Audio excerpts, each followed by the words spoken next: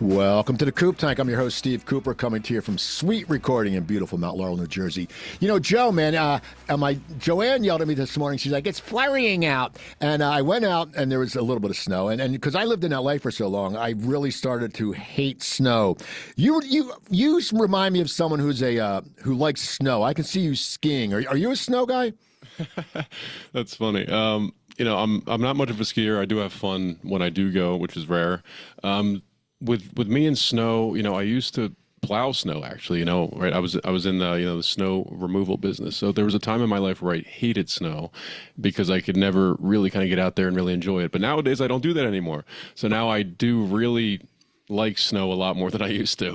Okay, well, I know what you do now. You have SuiteRecording. Tell us a little more about SuiteRecording and what makes it so great. Yeah, absolutely. At SuiteRecording, we help brands and businesses to leverage the power of podcasting and video content. Podcasting is a great tool for generating high-impact content in a myriad of forms like video clips, blog posts, newsletters, and more. So it's also a great tool for your business development when you think about the networking possibilities, kind of like Coop does here on the Coop Tank.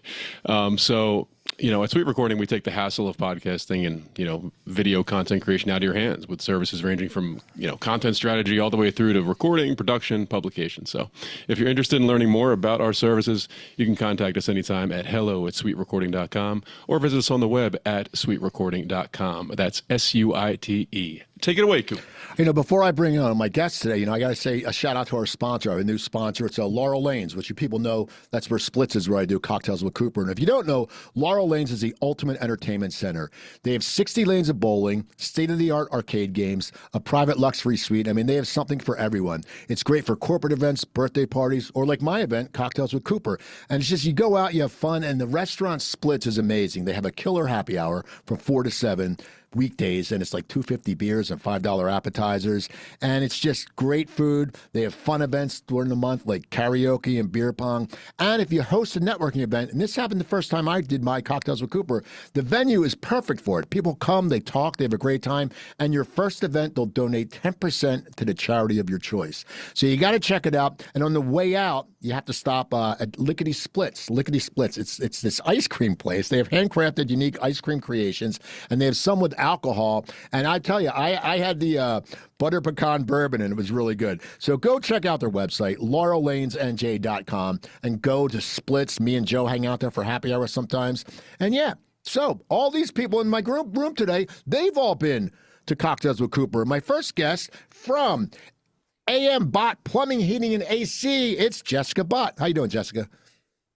Thanks for having me. You're welcome. And the only psychotherapist I know, Jana Gordon. How you doing, Jana? Hi, thank you so much for having me today. And finally, a gentleman I've networked for a long time, and he's my nemesis, joking around. He's from the Coffee News. It's Mike Trainor. How you doing, Mike? Hi, Steve. I'm doing great. Thanks for having me, and it's always a pleasure seeing you around.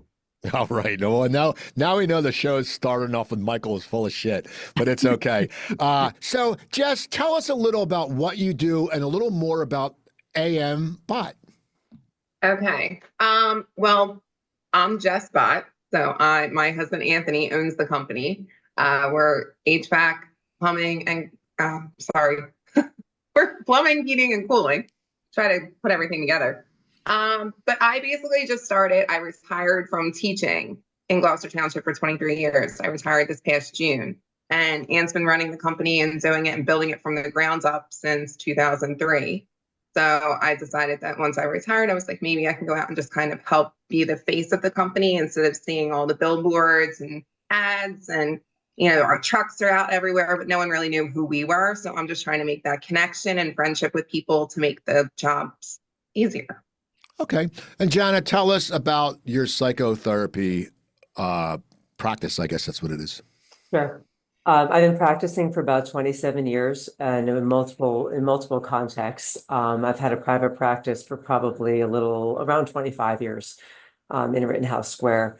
I am more psychodynamic in nature. I see individuals and sometimes couples really trying to focus on unresolved trauma, a lot of early attachment issues and how it affects people in their current day, in their relationships, their interpersonal conflicts, mood disorders, anxiety, depression, thinking about identity and sexuality, marriage, divorce, loss, trauma, marital issues, life crisis, life transitions. Okay. And Mike, tell us about the coffee news, which I pick up whenever I'm at ShopRite. Well, Coffee News is a fun reading paper. It gets the message out for my advertisers in Burlington and Camden counties. People love it. I've been publishing for 12 years now. I do pretty much everything. I drive, deliver to my partners. I do the billing. I pretty much, one-man show.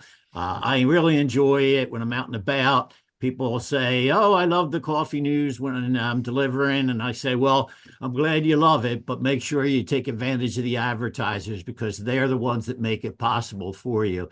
So, there's a lot to Coffee News. It's a fun reading paper. And like I said, it's in Gloucester and Camden County, and my advertisers love it.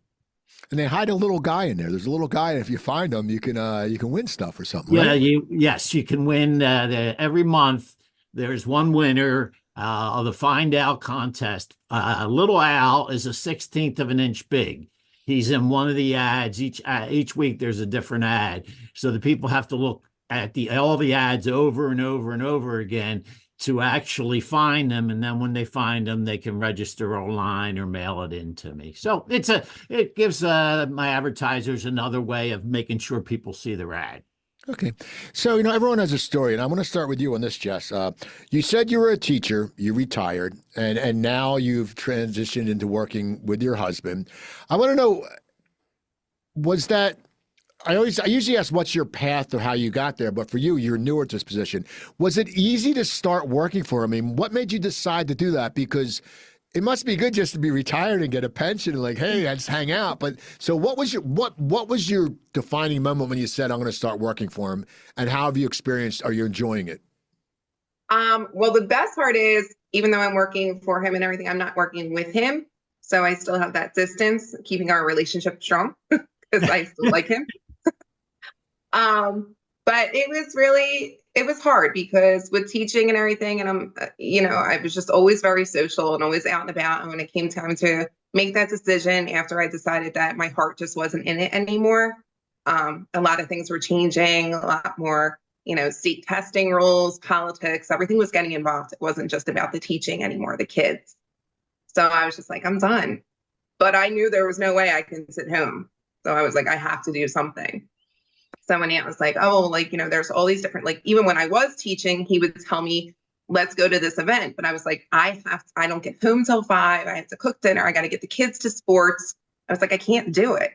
So then when I actually had the time, I was like, I want to do this. I want to go out. I want to meet people. I want to see the different industries that are out there, because when you're teaching, you're like, I taught second grade. So I was like in this little bubble all day long.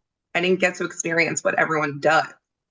So it's been really exciting. A lot more work than teaching, I think, because it's not structured 7:30 to 4. It's all doing different things and meeting different people and making those connections and friendships and seeing who you can help out and who can help you out.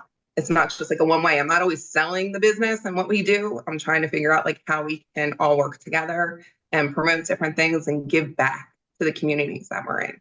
Okay. Now, Jana, I want to hear your path because, you've been in the business for a long time. What made you get into it? And then when did you go out on your own? I mean, what made you decide to go out on your own? The short of the long story is that I grew up in a family that was very psychologically oriented. My father was a neuropsychologist. My mother had majored in psychology. And I grew up really learning how to communicate, how to talk, and how to be there for other people. And I typically was that person who people used to come to a lot as I was growing up, to talk about their problems, to talk about their issues. And as I started trying to kind of hone in on a career path, I have always actually wanted to do psychotherapy. The path that I was going to take to do that has changed over the course of time. Whereas I was initially looking into psychology, I eventually wound up in social work, but gearing my training and my schooling toward clinical social work and toward psychotherapy. But it was something that I fell into early on. It's something that I love to do. And I started off my career at University of Pennsylvania in the Department of Outpatient Psychiatry. And I eventually decided to move to, I was living in Philadelphia and I decided to move to New Jersey with my family, starting to have children. And I took a job working with a group in New Jersey and I opened up a private practice in Rittenhouse Square. And at that point, I decided I wasn't willing to fully leave Philly. And so I've maintained my practice there since then. So that's been about 24, 25 years. And I work with people from New Jersey and Pennsylvania. Okay. And Jana is a fellow Cherry Hill East graduate like me. So we're both Cherry Hill East Cougars, baby. Screw the Cherry Hill West Lions. We're all about the Cougars. Mike, coffee news. I've never actually asked you this, and we've been talking a lot. We talked the other night at an event. How did you end up being the coffee news guy? Well, long story short, I was working for a major company that did direct mail marketing, the company that sends out the grocery store circulars that you get in the mail. And I decided that, I wanted to go out, try something else. And I was like, I wanted to be my own boss. I'm tired of working the corporate life. So a friend of mine saw the paper over in Pennsylvania, and she said, "Why don't you check this out?" So I checked it out. Sounded good. It's a franchise. They're based out of Bangor, Maine, and I've enjoyed it ever since. It's enabled me to do a lot of things that I needed when my family needed me, and it's just it's nice to network with people. You get to see a wide range of people. Jana, oh, by the way, I have a nice referral for you. His name is Steve Cooper. I've known him for many years, probably 12 now, and he needs some assistance. He's got some major issues. I think it's something from family, growing up in Cherry Hill East. It was my first wife. That's what it's from.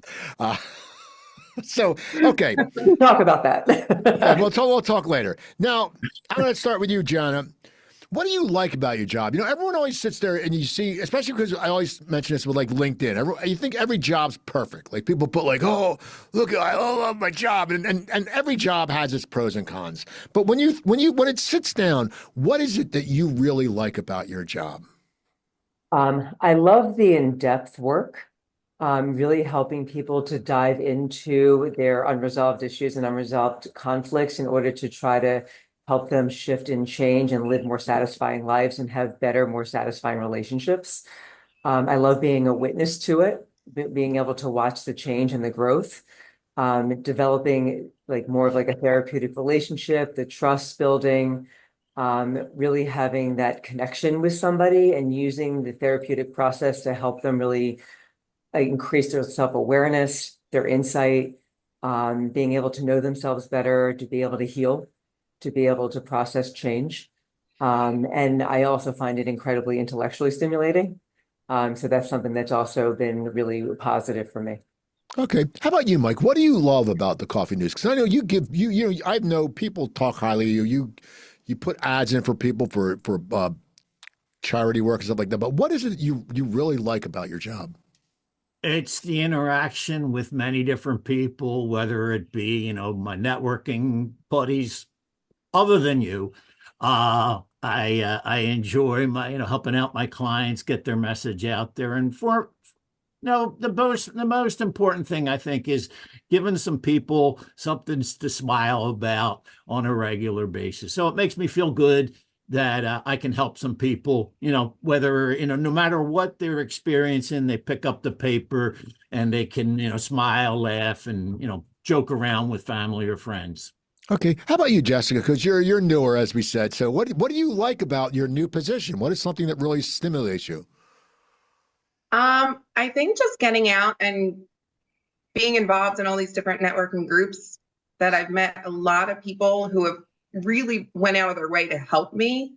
And, it's getting to see where Anthony started from, like how he kind of built it from nothing and he started out on his own and he had such heart and such ambition that I kind of just wanted to continue with that. And now I get to see like what it's like to provide someone who's less fortunate. Like, he runs promotions all the time. There's 0% financing. So, I mean, he's always trying to help other people. And it's opening my eyes to a whole different world. We always just think heating, cooling, plumbing are like things that, they're not just there for pleasure and everything. They're like essentials. Like people need that in order to stay comfortable in their homes or safe, if you're putting out your carbon monoxide detectors and everything. So again, it's interesting. It's like I'm starting all over. It's almost like going back to school and learning a new way of living. So okay, that's true though. It's so true. Like we had to get our heater replaced when we moved back, and because it was an older condo we owned, and we were living in LA, and when we came back, and it was crazy because you don't know who to call. And the guy from PS&G said, I got to red tag this, like don't put it on because carbon monoxide. I mean, and it's true, it is a necessity, and if you don't do it right, you can die. I mean, and that's not being morose. That's just the truth. No. So I think it's scary. Like you don't even think that, and that's why it's like I'm getting to find out with other people. Like when I go out to these things, like I didn't even know that. And and a lot of people are single moms and everything I know, and it's like they don't know who to go to and who to turn to. So again, it's just getting that trust and knowing like who you can reach out to, and not just taking the first ad that pops up on Google or something. Right. So, okay. So, Mike, we're gonna come to you for the next part of this question, and don't say me. What is something you don't like about your job? I guess the biggest part is what about delivering, and then you have to drive from place to place. I deliver about 250 locations a week, so that can be challenging. But overall, it's just a matter of getting everything done, and sometimes there's not enough time.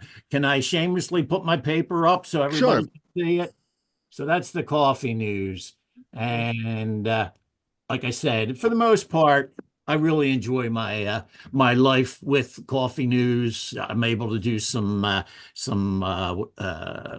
good deeds. I'm part of the Collingswood Rotary. I collect books for Book Smiles. That's for people to drop off their old books, and then they're reused, and other people are able to take advantage of the book. So, long story short, there's very few things I don't like about my job other than meeting Steve Cooper. Exactly. Jess, what is in this newer stage in your learning, what is something you don't like about your new position? Scheduling. I'm used to being told like, where to go, what to do. And now I have to do all that. So it's a learning curve like that I'm trying to overcome and figure out. But every morning I'm up there and I'm looking to see where I'm supposed to be. Mondays, I don't really go and do a lot of networking and everything. So that's usually my get everything scheduled for the week. But it's tough. And then being asked the questions, like when you go out to a lot of these things, people often associate heating, air conditioning, and plumbing with a man. So when I go and I'm trying to talk about it, they're like, she doesn't know what she's talking about. And I don't. But I know everything that you need to know is given through my husband, his company, and everything else. So I'm like, they can help you. And I just have to try. But like when they'll ask me questions, I'm like, I'm not always sure. Yeah, I was in business development for a restoration company. I was in business development. I had no idea what to do. I said, that's why we have a project manager. We said right. The funny thing about when you say about everyone thinks it's a man, it's true. I always wonder why there hasn't been a company that has all women plumbers, because I think women would be apt to call them because it's like they would trust them. And I'm shocked because this company will make so much money. So, you can sit there and branch off with Anthony and you can have, another unit. So that's just an idea. So there you go. Jana, what do you not like about your job? There's actually very little that I don't like about what I do. Sometimes the paperwork, that's not the most, enriching part of what I do. And outside of that, I wish I had more time to see more people. I think that in the mental health field, there aren't enough people that are available to help work with people that are seeking help. And you can only do so much as one person. Okay. Jess, what motivates you, Jess? What motivates you? My family. Just making sure that I wake up every day and we're able to provide for them, for my two boys. I have a 15-year-old and a 13-year-old. So one's a sophomore in high school, the other one's in 8th grade in middle school. And just letting them see that nothing in life's going to be handed to you and that it's not easy and you do have to work for it, because I feel like a lot in today's society, like people, young kids are missing that. So the motivation is always just getting up and going and digging and doing what you can do to keep moving and growing. Okay. How about you, Jana? What motivates you? I'd have to say first my family as well. I have two children, 15 and 18, and just trying to make sure that, I get up, I'm working, I'm an active participant in day-to-day life. I love life. I love connecting with people. I love building relationships. And all of these things really motivate me on a daily basis. Okay. How about you, Mike? What motivates you? Just getting up, knowing that I can help people, family, of course, although my kids can be a little difficult because, they have the best father in the world. So they have some issues with dear old dad. Okay, so you're all very family oriented. That's good. That's always good. So it's this year is almost over. Can you believe that? It's almost 2025. And looking back, and we'll start with you, Michael. In the last year, and it can be personal or it can be professional, what's an accomplishment that you're really proud of? Like, I posted the other day, I was very proud. I'm very proud of Cocktails with Cooper. And I posted a post. I've been on TV, I've been in movies, I've written a book, I've written a play, I've done a bunch of shit. I interview celebrities. But one of the things I'm most proud about is that I created Cocktails from Cooper from going from 20 to people to over 70 to 70, around 70 people, and with sponsors and everything, and just it's got a good vibe. And I'm very proud of that. What is something you are very proud of that you've done in the last year, Mike? Well, not necessarily the last year, but just my kids. I've always felt that it was so important as a father to enable them to be the best they could, and also, be there when they might fall, but give them the experiences that they need. My son is going for his PhD in material sciences, and my daughter just recently got her doctorate in physical therapy. So it's not necessarily a year, but it's the proud father that I am, that I knew that, the kids, no matter what their father did to embarrass them, they turned out okay. Okay. How about you, Jana? What's an accomplishment you've had in the last year that that really means something to you, that you're proud about? There are a couple of things. One of them in particular is that there's a number of new groups of people that I have met over the past year who I've become very close with, who I feel have really enriched my life and my world. And I make sure that I make time for these specific people, which is wonderful. Also with my kids as well, as Michael was saying, my daughter's a freshman in college. I am so glad that we got her there. It was a process, and it was wonderful, and she's doing really well. And being able to support my son in his pursuits in basketball and everything in who they are as people, and being able to support them in their growth and watching, being there and being present and being a witness to their pursuits and their growth too. Okay. And if you ever want to see Jana and her new friends, they always hang at the farm and the fishermen.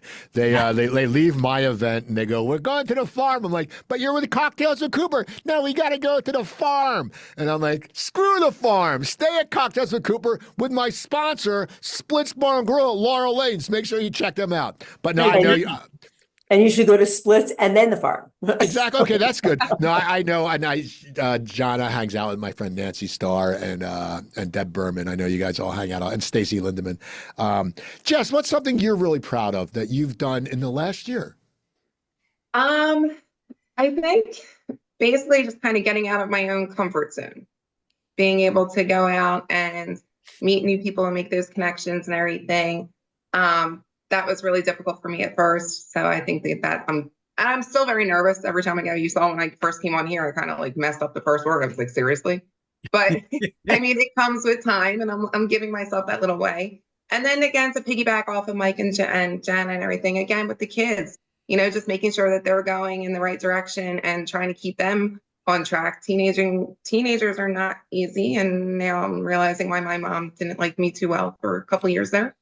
But they're both really interested in going into the trades, which is awesome because now that we're all it started as a family business, but I wasn't really involved in it, and now it's like all becoming united, and it's awesome to see them want to achieve something. Like we had our water. Sorry, I know I'm going a little tangent, but we had a pipe in the basement like that broke. It was from the sub pump. And my son was in, he's like, I can fix this. So he called Anthony and he was like, just bring home a 45 with this and that. And he was down there for an hour and a half and he fixed it. He cleaned everything. He learned that you shouldn't cut the one pipe the one way because the water squirts out at you. But he's learning that. So it was awesome. So That is awesome. That. That's like an accomplishment to see them want to strive to be better too. That is awesome. That is very cool. That is very cool. So, you know, I'm going to let you people pat yourselves on the back right now. And in this day and age, everyone pats themselves on the back. They tell you how great they are. You know, they go, oh, how great. Well, you know how it is, people. Oh, look at me. I'm this expert. I'm this, whatever. Jana, what's a characteristic about yourself that you're glad you have? Like someone told me I'm very credible, which is good because I hate people who are full of shit. So it means I'm not full of shit. I'm credible. But for you, what is something, a characteristic that you're glad you have, and you go and you will gladly tell people because it's part of who you are? I can be very empathetic toward other people and their situations. And I can be very engaged and very present, which is one of the things that I feel like I have to offer, especially in being a therapist, that even if I'm struggling with you to try to understand and to help you through your process, I will be very present, engaged, and there with you through the whole process. Okay. How about you, Jess? What's something that you're glad it's a trait you have or a characteristic or whatever the right word is? I would say after going through all this, people would mention my personality. I'm kind of outgoing and easy to talk to, hopefully. And it just makes me who I am. And I do, just like Jana said, like you want to listen to people, not only just always talk. So it's taking in that information and allowing people to feel almost vulnerable where like they trust you, they want to know you. So I feel like sometimes that's it because people always want to share, but you're not taking in that information. So I don't know, just I'm a people person. Listening is a good fact. It's funny. Me and my wife argue about this. She goes, you know, you do all these podcasts and you listen to your guests. You never listen to me, but I always do listen to her. I just don't look. I'm not like she'll say something. I'm just not focused. Like, okay, like here I'm looking at you, so I have to. But it's like she'll sit there. And I had a friend in LA who said that we were at a bar one night and we were drinking, and he's like, you're not listening to a word I said, Cooper. You're not listening. Oh, no, he had girl problems. And I'm like, I repeated everything back to him. He's like, holy crap, you are listening. I said, yeah, but I'm also watching the football game. So it's listening is such a good thing. Michael, what's a characteristic about you that you're glad you have and that you have no problem telling people about? My ball busting ability. Yeah, no, seriously. No, I consider that, it's something that I enjoy doing. I think it makes people aware of who I am. I'm very lighthearted. I don't take myself too seriously. The coffee news pretty much is that way. It's advertising. But it's not rocket science. It's just my ability to interact with people and make them feel good for that little bit of time that we might be interacting. Okay. Now, on the flip side, Michael, what's something you can improve on? Everyone needs to improve. A lot of people, everyone needs to improve. But what is something that you know consciously that you need to improve on? Listening and not acting or talking too quickly. I've had that issue my whole life of ready to say something where it's not, the brain hasn't really come up with the way it should come out. And I sometimes come out too fast and it sounds like I don't know what I'm talking about, but it's just that I fumble around. So I'm working on slowing down and not trying to give an answer very quickly.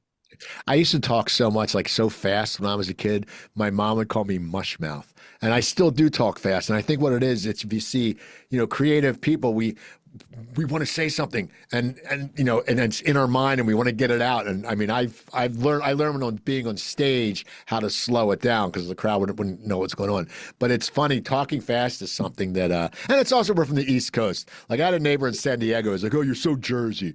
I'm like, "What?" He goes, "You're so Jersey, man. You're always talking fast." And I'm like, "You're so California. You're smoking pot and laid back all day and not doing anything." Jana, what's something you can improve on? I feel like I sometimes try to fit too much in, and I am kind of scheduled back to back, whether it's personal or professional or with kids and family. And so if one thing doesn't happen the way that I have planned it, then it kind of throws other things off. I think sometimes I am multitasking too much. I feel like also, as Michael said, it could be helpful to try to slow down a little bit. And that would be much more, I think it would be more productive, more helpful. How about you, Jessica? Knowledge about the actual trade itself, like figuring out more about what goes on behind the door. Like, I'm doing the outside people talking, but I do feel like I want to know. And I've been researching and reading and trying to, but it's going to take time. But I want to know, I didn't go to school for heating or air conditioning or plumbing, or, we're soon opening up electrical in April. So it's like, okay, I need to know more of that information to be able to talk, or at least in my own head. People probably don't even realize it, but I feel like sometimes I leave a meeting and I'm like, I don't even know what I said. So I just want to kind of figure that out more. That's a good sign. That's a sign of humbleness, I think, that you sit there and you're not thinking you know everything, but you're like mom. My mom always taught me that always ask. Always ask, always sit there, just the worst you're going to get is a no. And we've all been in that place where you start talking and all of a sudden, I'm doing it right now. I have no idea. No, we all get in a place where we're talking, but it's good. So it is, as I said, 2024 is almost over. 2025 is on the horizon. And come 2025, everyone does New Year's resolutions. Everyone has a new, like mine, last year was get divorced. It didn't happen. But no, everyone does a New Year's resolution. Jana, do you have any New Year's resolutions or goals you are setting, personal or professional, for 2025? What's your 2025? What are you looking at? Professionally, to continue to grow my practice and to be able to continue to see more people. Personally, adding in more concerts, more music, more friend time, more social time, and just continuing to connect and to be present with people in my life. More social time. I swear to God, every night on Facebook, you're at a concert, you're at a restaurant. I go, she has a life. I don't know how you can, what are you going to do? Like a happy hour, then a concert. It's like, oh, look, I'm in Pittsburgh. Oh, look, I'm at, Pink. Or, oh, look, I'm having Clams Casino in Atlantic City. I mean, how could you plan more, Jana? I mean, you're like reminding me when I was like 21 and out every night. I'm like, come on. So part of the goal is to continue these things. Okay. How about you, Jessica? What's your a resolution and a goal, both professional and personal? Professionally, I guess it would be maybe trying to get those leads. Like when I go out, like that's a goal that I'm working for.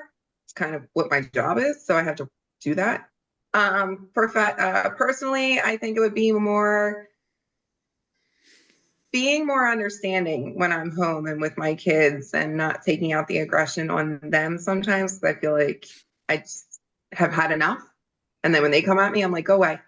So I want to still be there and still be able to, like, I look at it, I used to take my kids everywhere. Now that they're older and they're teenagers, they don't want to go out with me. But I'm like, I still want to build that relationship, and I want them to feel like they can, and that I'm not going to like judge them or anything. I want to try to help them and make them grow to better people. But it's tough. I don't know, this mom thing. I never had kids. You're all kids are done. You all done well. What I hear, so it's good. Just be proud of yourselves, because that's always good. Mike, what's something that you 2025, some goal resolutions and for business, or goals for business and professional? On the business side, I'd really like to sell all my ad spaces. Obviously, that's what a salesperson wants. So, I'm doing well with trying to sell all the ad spaces. A few of my editions, there's 4 different editions, are doing very well. The other ones are not quite as good.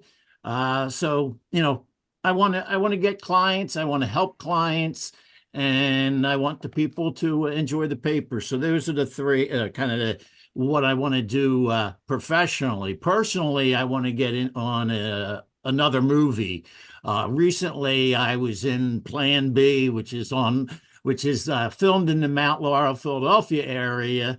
And my paper is on at the 30-minute mark in case anybody wants to see it of the movie. So a friend of mine texted me and said, "Hey, did you know you were in this movie?" I was like, "No." And so that was the exciting thing and I want to be in another movie, and I want to be famous like Steve Cooper. You better make sure your paper gets residuals. You get that every 2 cents from the show. So, knowing you, and I don't really know Jess, but we're talking about community and what your husband does, and community and charity is so important. And it's something I want to get more involved. I started going to substitute teach kids because I want to get involved more in my community, and it's fun. But they always ask me, they go, what happened to your eye? Because I'm cross-eyed. I have a lazy eye. And I tell them, I go, well, if you ask me again, I'm going to poke you and you'll know exactly what I'm. No, I told them I had an operation when I was younger. But it's good to give back to the community. And my wife is very involved. She's a sexual assault survivor. She's been on a bunch of TV shows, and she's an advocate, and she's really does that. And so I think it's important that we get involved in community and charity. And Michael, I know you're very involved in community and charity. Tell us why it's so important to you, and just tell us a little, because I know the ALS and you give back, but tell me why charity and community work to you is so important. To me, when I first started and the paper, I wanted to be able to say I'm making a difference. A salesperson, you don't always have the best image, but when you give to the community, it makes people better. I'm with the Collingswood Rotary. Just on Wednesday, we gave out the Thanksgiving turkeys and the fixins to the different areas. Cathedral Kitchen in Camden, we gave them several of the turkeys. And then the book Smiles that I collect for, that's near and dear. And then ALS, like you mentioned, my wife passed away from ALS 6 years ago. And ALS is a heinous disease. And every year I do the walk in Ocean City. And I'm very involved with trying to help other people that are on that unfortunate journey. It's just, like I said, a heinous disease. Your mind is there, but your body isn't, and you pretty much know that you're going to be dying in a short period of time. Okay, Jana, do you do a lot of community work and charity work? I've never talked to you about this. I do some periodically. I recently did flanks for breast cancer, which was really nice. It was at the local the Jewish Community Center, where they were raising money and showing support for breast cancer survivors and for people that might be going through treatment. I have two good friends, Nancy Starr and Cheryl Scordito, that do something called a nonprofit, Strike It Strong, and they are trying to promote self-defense for women, which I think is wonderful. And I recently participated in one of their events. That's good. Yeah, I know that event. That's cool. I promoted that for Nancy. And I said, I don't promote stuff for people, but you guys are friends. Because Nancy comes to see me perform comedy. So, if anyone who comes to see me and supports me, I will support them. If you don't, screw it, people. If you don't want to come see my comedy, you can all kiss my ass. You're not getting anything from me. I've seen Steve's comedy act a few times. And it's awesome. It's awesome. Well, let's not get carried away. No, it is. It is awesome. It is awesome. You have to go see him. Jess, you mentioned how your husband, you started doing giving back and like the things. Why is community and charity so important to you? It's a well-rounded thing. I think it's realizing that there are so many people out there that are less fortunate than you, and you want to try to help them out as best as you can. Ant is always involved he's on the board for GCIT, Lincoln Tech, Penco Tech. He's trying to make sure that those kids going through the program have the opportunity to come out and he'll allow them to work with him and try to build them hands-on first experience, whether or not they want to stay with the company or if they want to go in a different route, but it's giving that.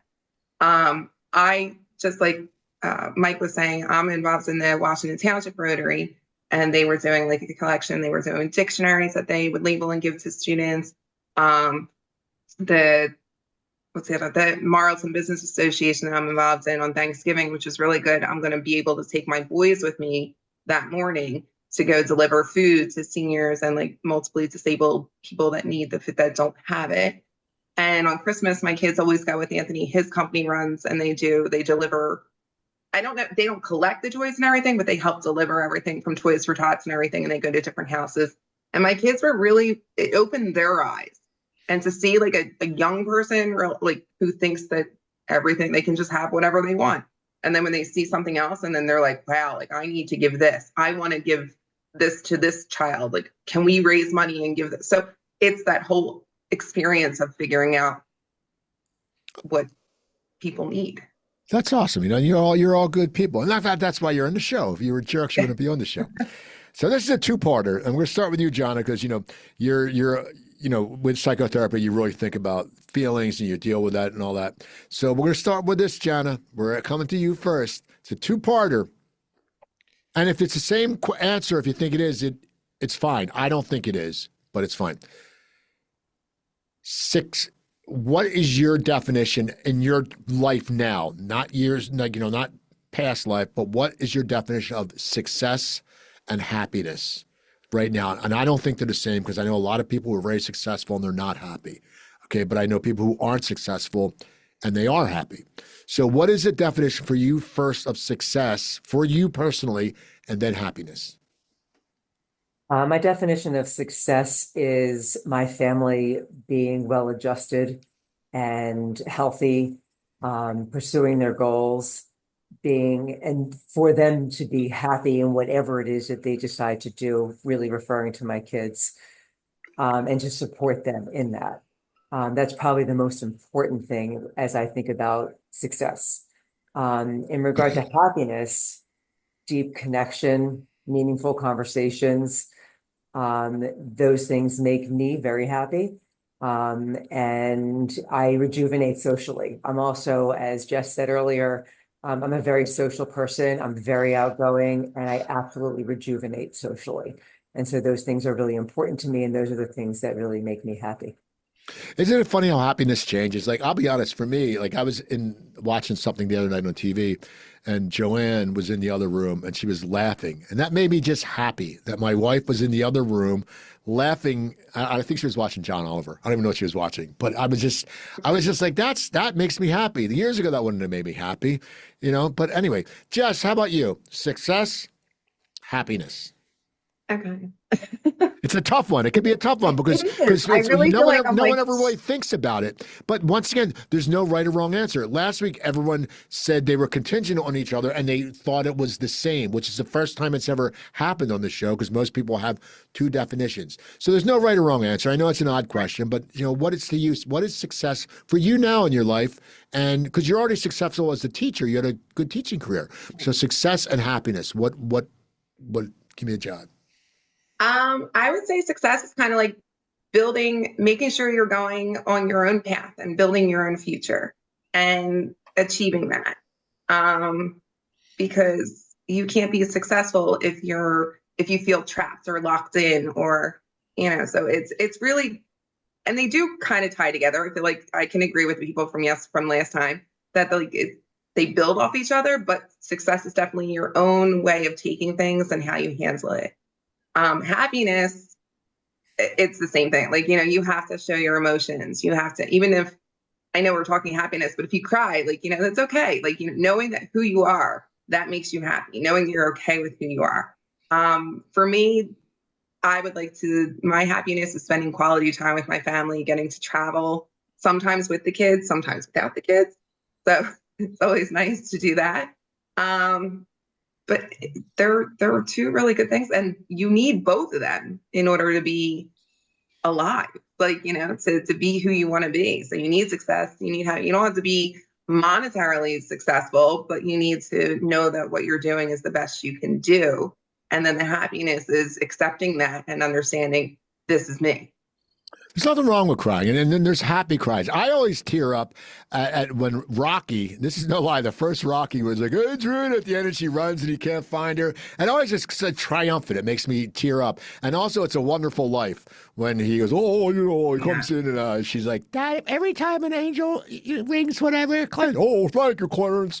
That always makes me tear up. And to this day, still I know. And there used to be a show when I was little called The Little Drummer Boy, and it was a claymation show. And when his sheep got ran over by the wagon, I remember as a kid sobbing. I mean, sobbing. And I still, but the sheep comes back alive, so it all works out. Those bastards putting a 6-year-old Steve Cooper through trauma that has screwed me up for the rest of my life. But no, it's just funny. But you're right. It's good. And people should want to cry. There's nothing wrong with that.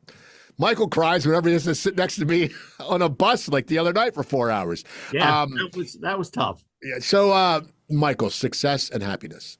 Success to me is, I'm a family guy and not not the TV show. The kids mean everything to me, and making sure that they succeeded, made me feel successful. No matter, business jobs can come and go, which I had in the past. But what you do for your kids, that's to me the most important thing. You can be successful monetarily, but if you're not there for your kids, I don't consider that successful, especially if they miss you. You're not there, really engage with them. And like Jess said, it's tough that middle age from like 13 on. Like I said, I have a daughter and a son. When 13, or actually when she was 12, we're going to the pet store at night. We're doing all these fun things. And then she turns 13 and she goes, "I hate you, Dad. I don't want to be around you anymore." And it's like, wait a minute, what happened to that girl just 2 months ago when she just loved being around her dad? But then, like I've talked to somebody else, it swings back. So then when they turn, like 18, when they want more money, they come hit you up for that. So it ends up being, kind of interesting the way kids can make you feel successful no matter what you're doing, business or anything like that. And happiness to me is just being not content with where you are at the moment. You can shoot for goals, but you have to be comfortable who you are. You can make a lot of money, but you can be miserable. You can be very challenged, but be very happy. So I am content where I am, and it enables me to feel good and continue on with whatever endeavor I want. Okay. So I met all of you through networking. Jess, I think we met at one event. I'm not sure what event, but then you came to I think you came to Cocktails with Cooper. Then I met you at the Hamilton event. Yeah. Jana, I remember I met you at the March Madness party at PJ Wheelhands. Michael, I think I met you at a chamber event when I first moved back to the area. So networking is very important, and I love networking. And in fact, the other night we did Cocktails with Carrots at Deb Berman Jeweler store, and it was smaller. It was a smaller event, but it was just chill. Like everyone was nice, and it was a good event, And then you go sometimes events that are just. There's a lot of assholes there. We run into the assholes. But I like networking. I think I'm cutting back a little bit more because it can be exhausting. But with networking, and we're going to start with you, Jess, because you're newer. You're newer. What do you like about networking? And then just give me like a quick snippet of what you don't like about it. It's very similar to what you said before. I like the fact of going to these different events and figuring out, and especially when there's speakers and everything that are involved in it, and you get to hear them, or if you go to a panelist event and you're listening to almost like this, how there's 3 people giving their own opinions on different questions and everything. So the networking part is really something that I enjoy doing, and it's also helping me understand people and who they are and get to know them. And you do build the friendships and relationships. And I don't want to just go to every event with my friends, but at the same time, it's nice to go and get out and meet other people along with your friends.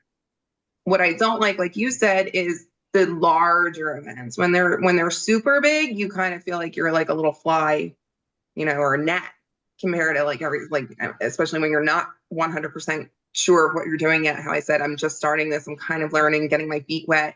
And these people are going and going and going and going. And I'm like, hi. So it's difficult when it's too big, but I think getting involved and getting to go into different areas too has also been good, because my husband mainly focused on Washington Township because that's where his base is, like his home. But now I'm trying to branch out to Evesham, Marlton, like all the different areas. I grew up in Gloucester Township, so I have Blackwood, like all those different towns where you can still talk to people and still help everyone. And then we're working in Pennsylvania, New Jersey, Delaware, Maryland. So it really is branching out and just opening yourself up to people that I like, because then if they don't like me, that's great. Like, no one's everyone's going to like me. A lot of people don't. But when they do, they're going to be the ones who will say, hey, like, you need your heater fixed, call Jess and she'll get everything set up for you.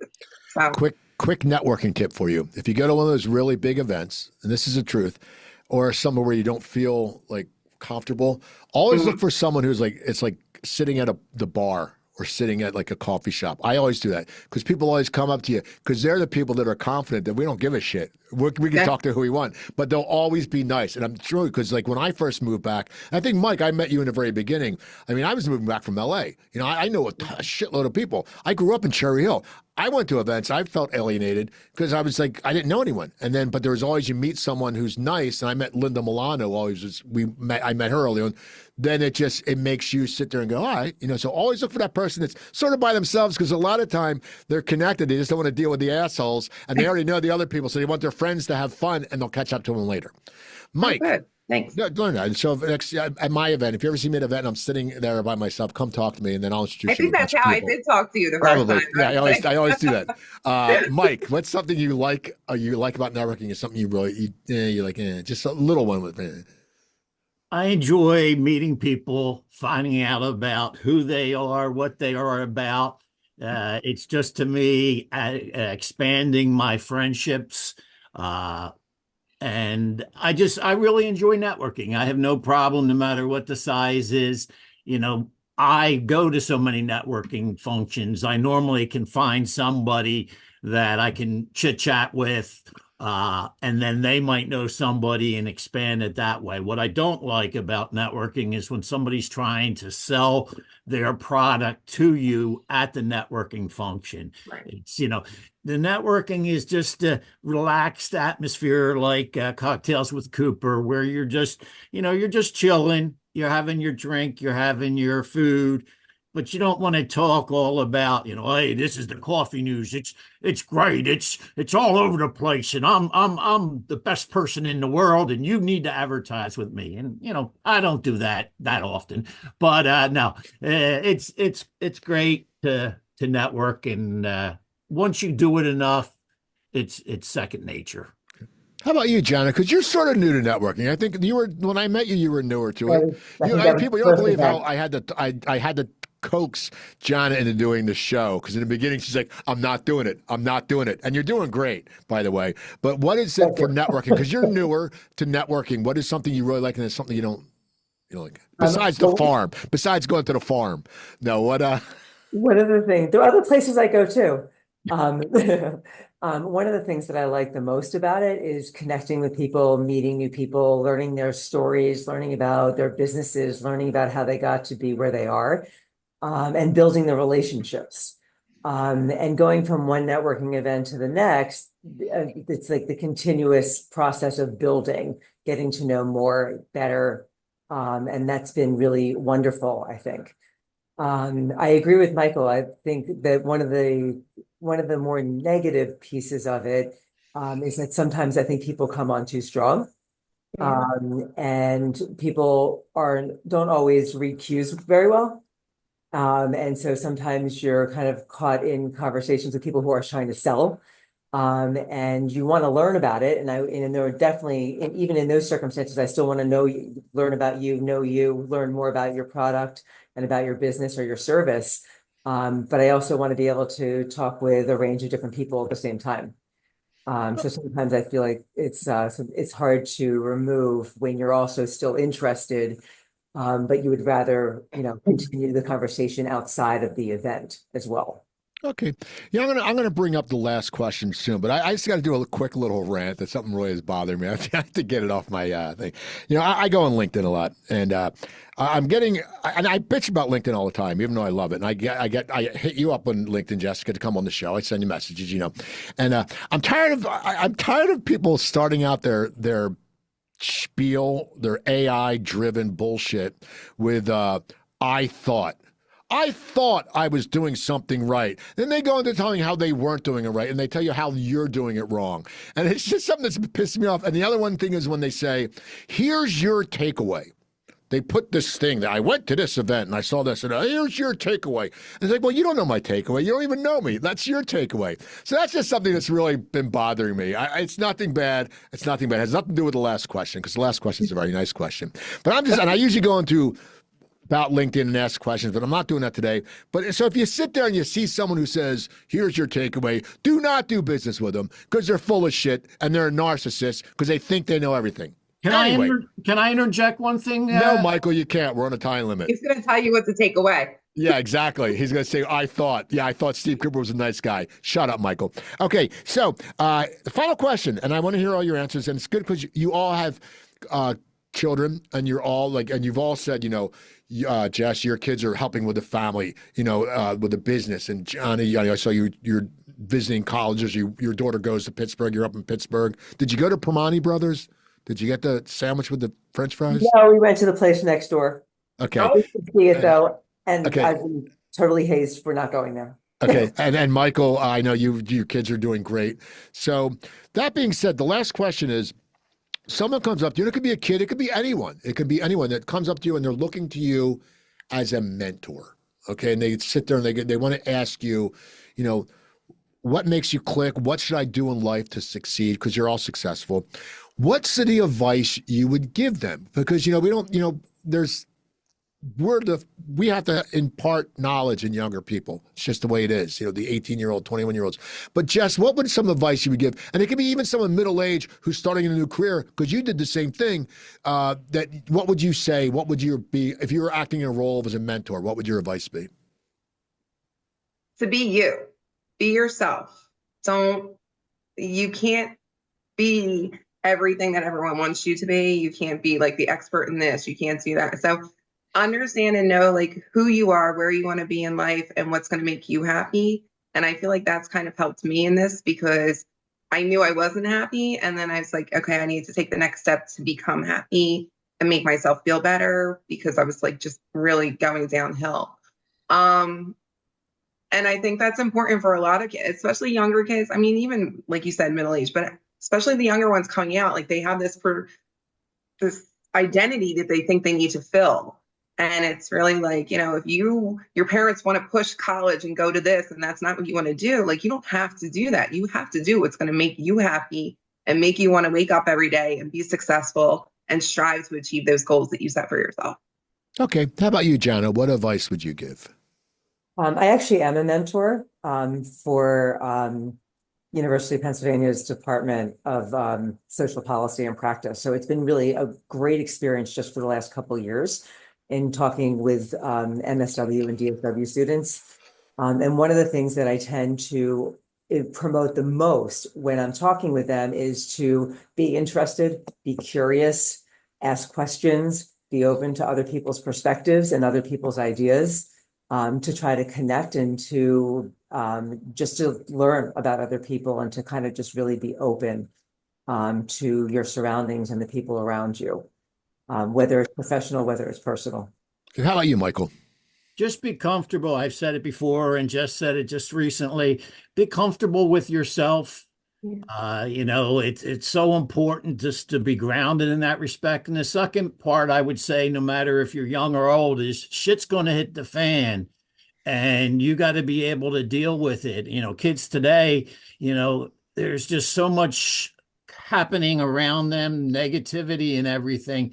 And, they might not succeed in something. Well, 3 years or 5 years down the road, the boyfriend left you or whatever is not going to be a big thing. Or, if you're in your 50s and 60s and you're, this job, it's just not going in the right direction. I hate the job, and then you decide, okay, I need to do something else. So just understand that it's be in the moment and strive for your goals, but be accepting where you're at.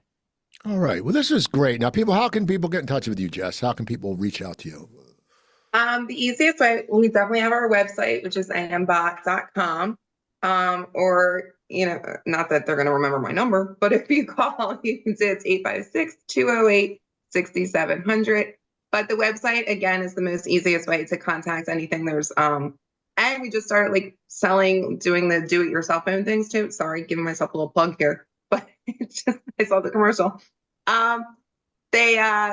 So people that go to Home Depot and buy the filters and everything, you never know exactly what you're going to get. You want to go on the line, look it up. We give you information. Again, it's not selling our business. We're just trying to help you out with the stuff that you need to know. So it really is great. He works on it, Anthony, and his business development, and all those people, the tech department, they're working on it all the time, constantly updating. So it's really good. And that's ambotte.com. Thank you. Jana, how can people find out about if they need a psychotherapist? The best way to probably reach me is to look me up on LinkedIn. All my information is on there. My phone number is 215-300-5288. I'm happy to talk to anybody who is looking for therapy, whether it's with me or whether it's with somebody else, if I can help connect you as well. Okay. Michael. You can pick up my coffee news at Acme ShopRite, most Dunkin' Donuts, Wawa, pretty much any of the pizzerias, diners, or you can call me at 609-313-4910. This has been great, Coop. People reach out to them if you need their services. You can reach out to me at the Coop Tank at yahoo.com. Next Cocktails with Cooper is Wednesday, December 4th. It starts at 4:30 at my sponsor, Splits Bar and Grill. Splits Bar and Grill at Laurel Lanes. It's a great place, and we have a great time there. And they have an awesome happy hour, as I said. Splits Bar and Grill. Hey! No, we're never talking. But so people do that also. Starting in January, I'm starting my class. If you are sitting there, if you hate public speaking, or if you're anxious, the best way to conquer it is doing stand-up comedy. It's a 4-week workshop. Reach me out at the Coop Tank at yahoo.com.